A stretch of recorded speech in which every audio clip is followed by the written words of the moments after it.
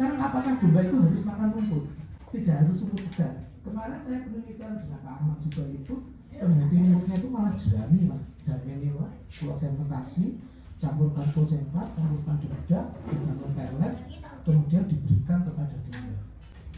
Prinsip memberikan pakan itu adalah harus sesuai dengan kebutuhannya. Nah, kebutuhan hidup itu tadi hidup pokok.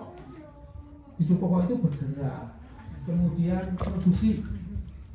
Domba yang kesuarap, nah terus nggak rewel Pak, menengah berarti kebutuhannya sudah terpenuhi untuk hidup sehari-hari. Tapi dia kan nanti ada berat badan Pak. Berat badan 20 kilo dipelihara selama 90 hari menjadi 30 kilo. Berarti sehari nambah 1 on kan, harusnya gitu. Tujuannya. Tujuannya untuk apa? Dipelihara. Nah, kemudian yang kedua harus memenuhi kebutuhan nutrisi. Kebutuhan nutrisi yang kedua, kalau kita mau memberikan pakan itu harus sesuai dengan umurnya. Yang ketiga, kemudian bahan pakan apa yang harus kita berikan. Nah, yang penting bahan pakan itu adalah mengandung gizi yang nanti bisa untuk memenuhi kebutuhannya. Bagaimana cara memberikan, berapa jumlahnya, berapa kali, dan evaluasi. Itu aja Bapak prinsipnya. Dan itu insya Allah sudah diberikan oleh Bapak-Bapak semua untuk domba-domba mereka. Dan tujuannya agar supaya mereka bisa makan dengan baik. Nah, ini apa-apa. Jadi kita memelihara domba itu untuk pembuka, apakah untuk indukan dihasilkan anak, ataukah kita mau melakukan breeding. Breeding itu memelihara betina, jantan, dikawinkan, ada anak, anaknya dijual. Ataukah memelihara lepas sapi, digemukkan, nanti dijual pada hari raya. Ataukah sudah beli besar, kemudian digemukkan sebentar, kemudian dijual. Itu kan tergantung dari tujuan kita untuk apa. Ini teorinya gitu. Kalau kita memberikan bahan pakan apapun, misalkan rumput, di sini kan banyak rumput. Rumput itu isinya air. Hampir 70% dari rumput itu air. Ukuran larut itu diberikan, dia sudah nggak mau makan lagi harusnya. Di rumput itu kalau dijemur, kemudian menguap airnya, nah berarti yang rumput kering itulah sebenarnya gizinya ada di sana. Kalau kita memberikan pakan pada ternak, itu yang diberikan adalah istilahnya bahan kering tadi Pak, selain yang menguap. Nah di dalam bahan kering itu ada yang disebut dengan protein, lemak, dan serat kasar. Ini mau Pak yang dibutuhkan. Jadi dia butuh protein, butuh lemak, butuh serat kasar. Kalau diberikan rumput saja, rumput itu proteinnya hanya 6%, 8%. Padahal domba hidup itu harus butuh 10%. Jadi kalau diberikan rumput saja terpenuhi kebutuhannya, bukan nutrisinya. Sawarek-warek domba kebutuhannya tidak terpenuhi, sehingga kita harus memberikan tambahan pakan selain rumput. Pertanyaan, apa harus rumput segar? Penelitian saya kemarin itu dombanya tidak pernah makan rumput segar selama 4 bulan Pak. Hidup dan bertambah besar. Tapi kebutuhan bahan keringnya terpenuhi. Yang kemarin jerami kering, kemudian di Sukoharjo ini saya praktekkan menggunakan kangkung. Kangkung kan banyak sumber kangkung, jadi bisa. Sapi juga sama Pak. Sapi penelitian saya itu selama saya riset itu nggak pernah diberikan rumput segar, menggunakan damen yang difermentasi. Itu terpenuhi karena yang keluar adalah bahan keringnya. Atau ini. Nah ini Pak, setiap fase hidup domba itu beda kebutuhannya. Yang pedet, yang lepas sapi, yang dorong, yang induk, yang jantan, itu beda umur, beda kebutuhan. Intinya itu. Ini juga sama. Jadi pada induk yang bunting, induk yang menyusui, itu beda kebutuhannya. Nah, jadi perlakuan pemberian pakan nggak sama. Jadi kalau kita memberikan pakan itu nggak harus mahal. Yang penting kebutuhan nutrisinya terpenuhi. Nah, nanti belajar. Ini nanti bisa dilanjut dengan adik-adik ya. Nah, protein domba itu berapa sih? Contohnya ini. Nah ini yang saya bilang tadi itu, pernah nggak kita melihat mengamati domba selama 24 jam? Apa yang terjadi ketika makanan itu masuk ke dalam mulut, kemudian keluar, kok nggak keluar lagi rumput? Masuk dedak, kok nggak keluar lagi dedak? masuk katul kok nggak ada katulnya. Saya tadi pagi makan nasi, makan pecel, besok nggak akan keluar pecel tau, nggak akan keluar nasi. Makan itu kok nggak keluar lagi. Ada apa nasi makanan tadi di dalam perutnya? Itu kados pabrik, kados ini. Ini sepertinya kalau kita menjadikan itu tadi objek untuk bukan mitra, kan seperti pabrik. Domba itu kan kados pabrik gitu. Diberikan makan, nanti yang tadinya 20 kilo menjadi 30 kilo, ada pertambahan berat badan. Jadi ada sesuatu yang diubah oleh tubuh domba tadi menjadi seperti itu, Pak. Yang keluarnya berupa serintil gitu. Tapi kan nggak ada lagi rumput, nggak ada lagi jejak, nggak ada lagi kapur.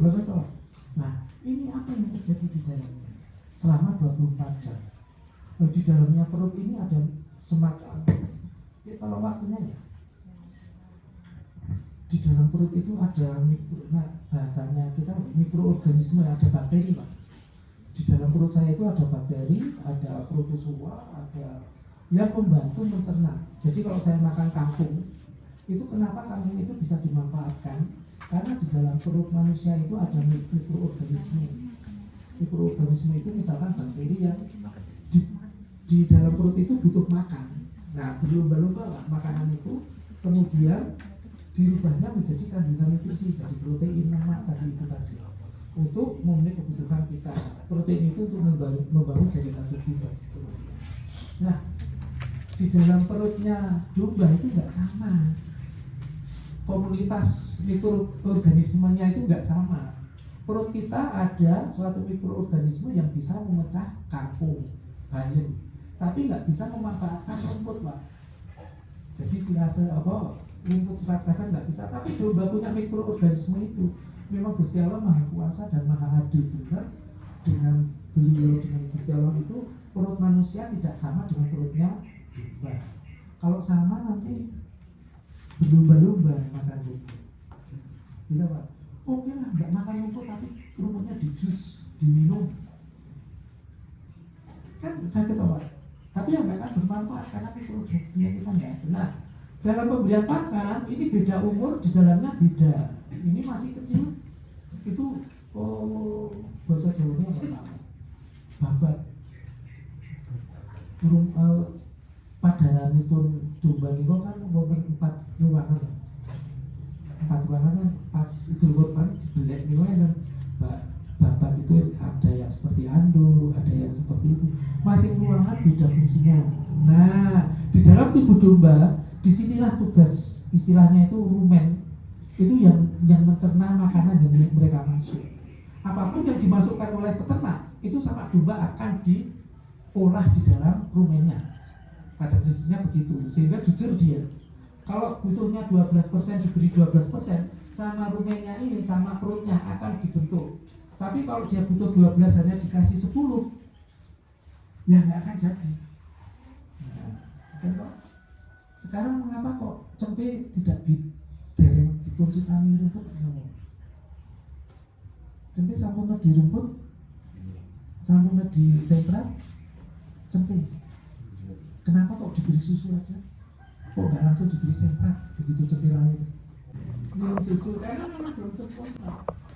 Nah, gitu ya. Terus yang kedua, nah ini kalau usaha ternak perah, selain susunya kita dapat anaknya. Tapi kalau domba tidak dapat susu, tapi susunya untuk anaknya. Tapi domba perah yang betul. Domba yang ambingnya itu besar, seperti kambing. Domba loh Pak. Kalau saanen itu kambing. Ada, tapi di Indonesia nggak ada. Jadi kalau kita mau beternak sapi perah, maka selain susu juga dapat anak. Nah, ini loh Pak. Kita ini rumit, tapi sehari-hari ini yang kita alami. Kalau untuk induk lahir, menyusu, kemudian disape, kemudian diri itu ya, sudah lepas sapi itu istilahnya dorong, terus dikawinkan, punya anak, melahirkan. Masa-masa kritis itu di mana Pak? Masa-masa kritis ketika kita memelihara indukan dan anaknya.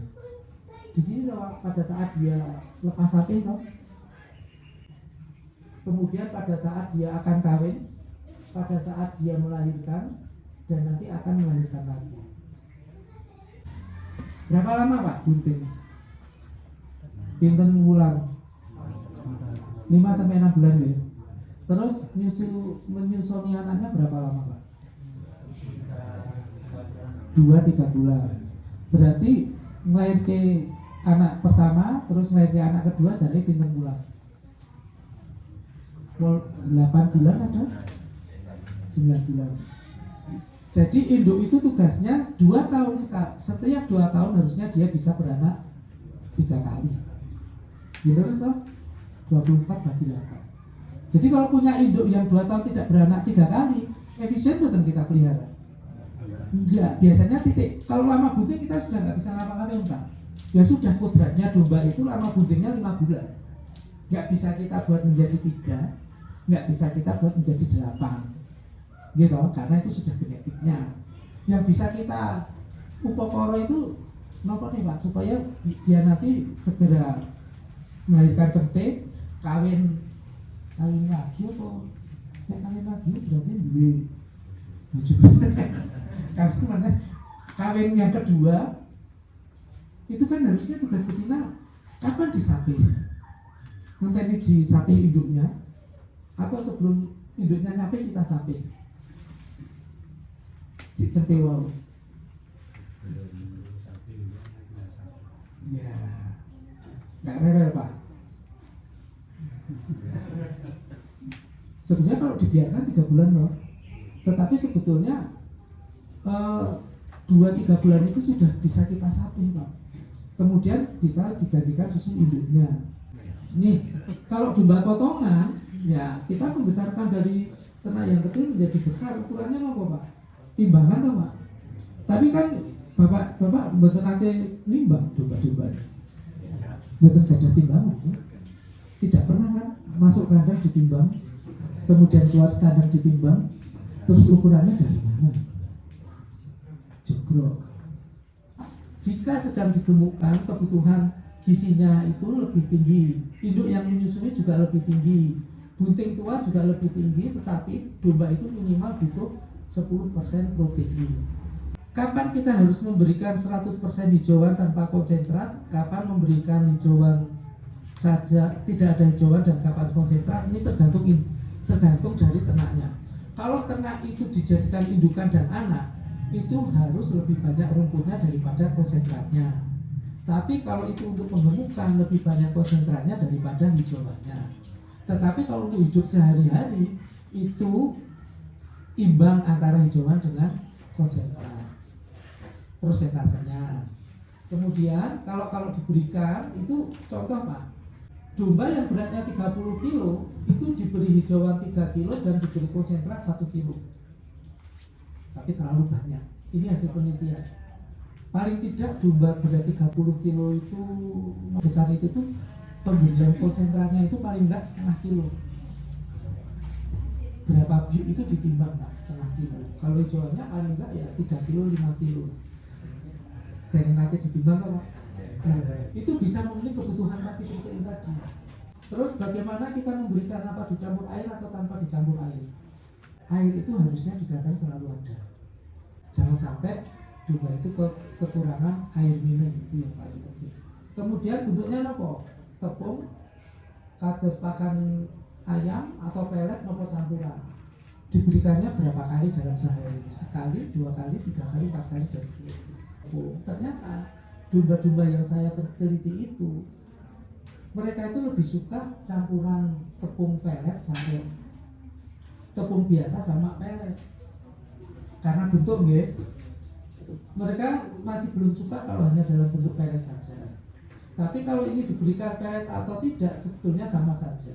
Ini Pak, jadi ini kalau nanti berat badannya 22, kemudian beratnya bisa menjadi 35, ini dipelihara selama 90 hari. Berarti menambah berat badan 13 kan. Nah, pertambahannya itu bisa 1,5 on, 130 gram per ekor per hari. Itu dengan pemberian domba tadi itu 6 on konsentrat sama 3 kilo hijauan kering yang saya campur. Jadi domba yang saya teliti itu nggak pernah menggunakan rumput segar. tapi menggunakan rumput kering. Jadi pakan yang saya berikan itu per kilonya itu hanya 3.600, 3.500 itu proteinnya 15, bisa menghasilkan 100 gram per ekor per hari, dan keuntungan yang bisa diperoleh itu sekitar 2.500, 2.500.000 kalau